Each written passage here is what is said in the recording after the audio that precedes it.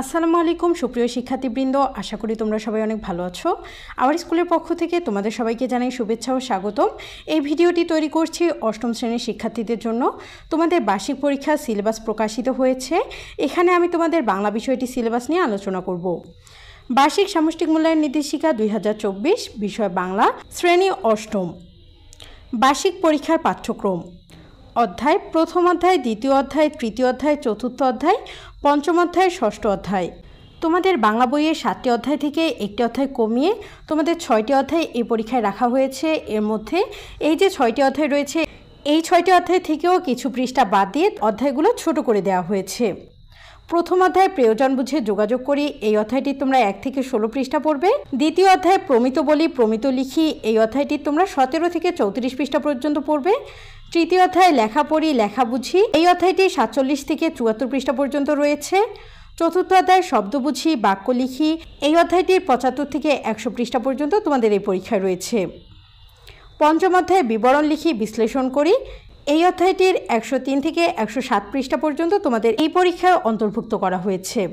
এরপর ষষ্ঠ অধ্যায় সাহিত্য পড়ি সাহিত্য লিখি, এই অধ্যায়টির 110 থেকে 120, 125 থেকে 128, 139 থেকে 157 এবং 165 থেকে 175 পৃষ্ঠা পর্যন্ত রয়েছে।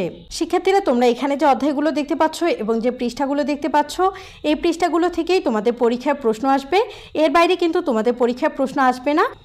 আর এই অধ্যায়গুলোর ক্লাস আমাদের ইউটিউব চ্যানেলে দেওয়া হয়েছে, তোমরা দেখে নিও। তোমাদের মূল্যায়ন কাঠামো: শিক্ষণকালীন মূল্যায়ন 30% এবং সামষ্টিক মূল্যায়ন 70%। প্রশ্নের ধারা ও নম্বর বন্টন: নৈবেত্তিক প্রশ্ন 15টি এমসিকিউ ও 10টি এক কথায় উত্তর, মানে তোমাদের 15টি এমসিকিউ ও 10টি এক কথায় উত্তর মিলে 25টি প্রশ্নের মোট 25 নম্বরের পরীক্ষা হবে।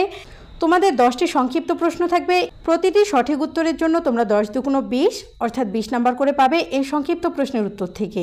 রচনামূলক প্রশ্ন দৃশ্যপটবিহীন, যেটাতে দৃশ্যপটবিহীন সেখানে তোমরা 5টি থেকে 3টি প্রশ্নের উত্তর দিবে।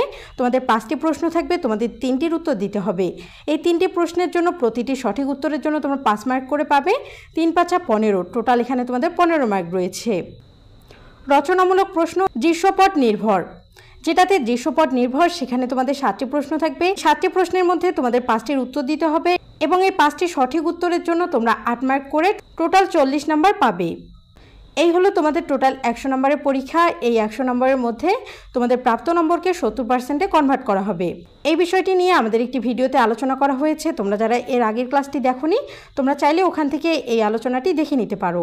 শিক্ষার্থীরা, এই ছিল তোমাদের বাংলা বিষয়টির সিলেবাস।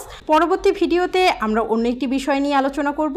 আশা করি তোমরা বাংলা বিষয়টির সিলেবাসটি বুঝতে পেরেছো, তোমাদের কোথা থেকে পরীক্ষায় প্রশ্ন আসবে এবং কিভাবে প্রশ্ন আসবে, তোমাদের পরীক্ষার মানবন্টন কিভাবে হবে। পরবর্তী ক্লাসের আমন্ত্রণ জানিয়ে আজকের ক্লাস আমি এখানেই শেষ করছি। ধন্যবাদ।